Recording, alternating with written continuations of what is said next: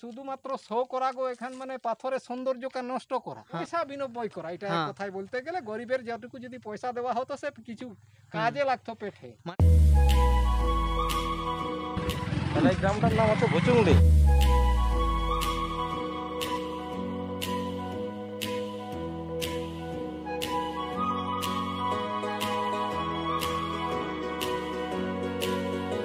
আমরা এখন পৌঁছে গেছি পাখি পাহাড়ের পাদদেশে। সঙ্গে আমার বন্ধু রয়েছে সুকুমার, এদিকে স্যারও রয়েছেন। তো আমরা এখন ভিতর দিকে যাব। পাহাড়ে আমরা একটা উঠার চেষ্টা করব, দেখা যাক কতটা উঠতে পারি। স্যার বলছেন আমি একটু রেস্ট নিই, তারপরে আমি যাব। তাহলে আমরা এখন যাই, আমি আর সুকুমার, দেখা যাক ওখানের কী সব অবস্থা, কেমনভাবে পাখি পাহাড় হয়ে উঠেছে, সব কিছু কিন্তু আমরা জানার চেষ্টা করব। এই জঙ্গলের ভিতরে যে একটা শান্ত একটা পরিবেশ তৈরি হয়েছে, সেটা কিন্তু খুব ভালো লাগে।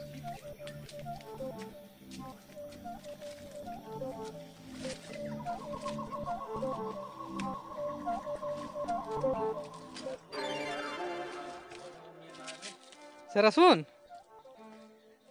আরে বিরাট চড়া রাস্তা ভাই। স্যার বলছেন যে আমি আর উঠতে পারবো না। আর উঠছি না ভাই, তো যা আমি আর সুকুমার উপরে উঠে গেছে অলরেডি, আমি একটু উঠবো।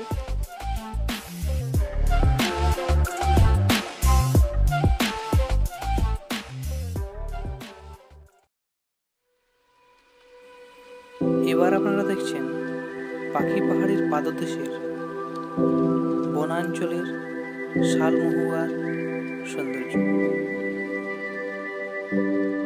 দেখছেন যে এই পাখি পাহাড়ের কিছু অংশ, এইগুলো দেখুন, অনেক পাখি কিন্তু এখানে আঁকা হয়েছে। ওরকম কিন্তু সেই অরিজিনাল পাখি যেগুলো যে পাখি উড়তে পারে সে পাখিগুলো নয়, শুধুমাত্র পাথরের গায়ে এগুলো আঁকা হয়েছে রং দিয়ে। আর এইগুলো এঁকেছেন বা ডিরেক্ট করেছেন, ওনার নাম ছিল চিত্ত দে। এটা হচ্ছে পাখি, এগুলোও পাখি পাহাড়েরই অংশ। আপনারা এখানে দেখছেন শিলাখণ্ডে শিল্পীদের শিল্প চতুরতা, যেখানে আঁকা হয়েছে কোটি কোটি টাকার বিনিময়ে কিছু নির্বাক পাখি ও কিছু কাঠবেড়ালি, যা আনন্দ দেয় শুধুমাত্র পরিযায়ী পর্যটকদের, আমাদেরকে নয়। কাঠবেড়ালি এরকম টাইপের কিছু একটা আঁকা হয়েছে।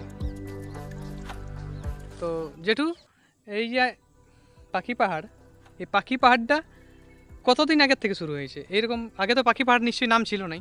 আগে ছিল মুরাবুরু, কিন্তু পাহাড়টা আগে ছিল নেড়া। নেড়া বলতে কোনো গাছপালা নেই, আমরা ফরেস্ট প্রোটেকশন কমিটি দিয়ে তৈরি করা, তারপরে কিছু সবুজ।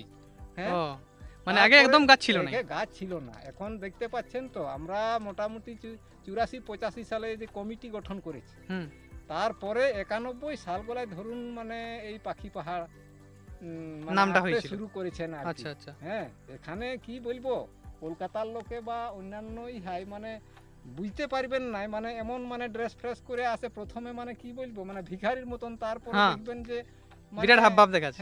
হ্যাঁ, তারপরে দেখবেন যে সন্ন্যাসী ড্রেস করে নিয়ে এখানে মানে চেহারা দেখা। আচ্ছা, এই যে দেখছেন পাখির মতো আঁকা হয়েছে, এইটা তো বহুত টাকা খরচ হয়েছে। বহু টাকা তো বহুত খরচ হয়েছে। দেখুন এইখানেই শুধুমাত্র নেই, আরো অনেক জায়গাতে কিন্তু এরকম বানানো হয়েছে। বানানো মানে এটা শুধুমাত্র শো করা গো, এখান মানে পাথরের সৌন্দর্যকে নষ্ট করা। এখানে ধরুন মানে পাখি যদি আঁকতে হয়, তাহলে অজন্তা ইলোরা যেরকম যে পাথরে খোদাই করা হয়েছে সেরকম কিন্তু করতে পারত।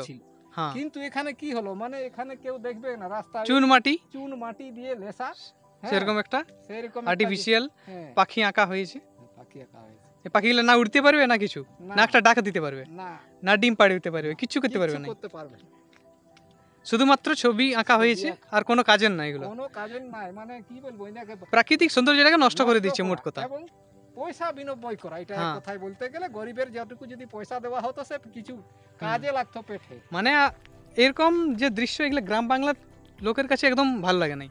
এখানে কি কি এটাই কি সেটা আছে, চুনের লটকা আছে। হ্যাঁ, এই যে দেখুন চুন দিয়ে আঁকা, আর কয়েকটা রং দেওয়া হয়েছে, সাদা, ব্লু, হলুদ, আর একটা পাথরের একটা বর্ডার টাইপের দেওয়া হয়েছে, আর বেশি কিচ্ছু নেই এর মধ্যে।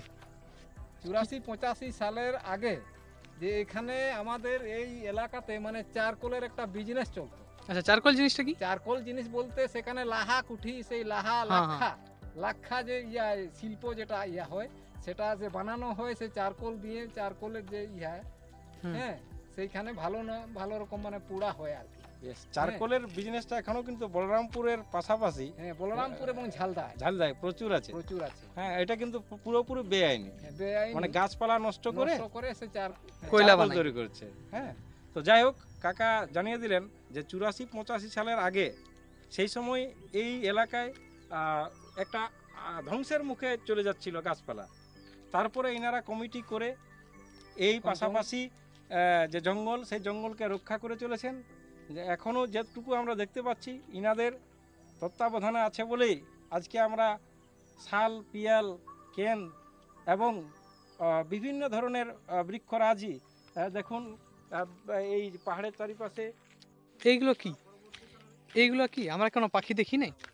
সে আমাদের পাথরগুলো নষ্ট করে দিয়েছে এখানে এসে, পাথরের গায়ে আঁকি বুকি কেটে। তো বন্ধুরা, আপনারা শুনলেন এখানে যে যাবতীয় গল্প, এখানে যে কী সব কাহিনী, কত টাকা খরচ হয়, কেমন লাখ লাখ টাকা কিন্তু প্রতি বছর খরচ হয়। এই যে পেন্দলা আঁকাগুলা, এইগুলা মিথ্যা, এগুলো আঁকা হয়েছে, কোনো রকম কাজের না। সেগুলো লাখ লাখ টাকা, কোটি কোটি টাকা খরচ করে কিন্তু এগুলো বানানো হয়েছে। আমরা কি পাখি দেখি না? আমরা তো ডেলি পাখি দেখি। তো কী জন্য এগুলো আঁকা হয়েছে? আমার একটাই কোয়েশ্চেন, যে এগুলো বানানো হয়েছে কেন? সৌন্দর্য কিসের? এটা সৌন্দর্যটা কিসের? পাখি আঁকতে হয়, এটা পাখির মতো তো পাখি না এগুলো। না পাখি ডানা আছে, না পাখির লেজ আছে, কিছুই বোঝা যাচ্ছে না। আমরা পাখি, ন্যাচারাল পাখি দেখতেই ভালোবাসি। তা দয়া করে এরকম জিনিস তৈরি করবেন না। এরকম পাথরের গায়ে ছবি এঁকে পাথরের সৌন্দর্য নষ্ট করবেন নাই। আর যে গাছপালা নষ্ট করবেন নাই। গাছ আমাদের অনেক কিছু দান করে, সেগুলো না ভুলে আমরা কিন্তু পরিবেশের সঙ্গে সঙ্গ দিতে পারি, সেটা আমরা ভুলে যাই মাঝে মাঝে।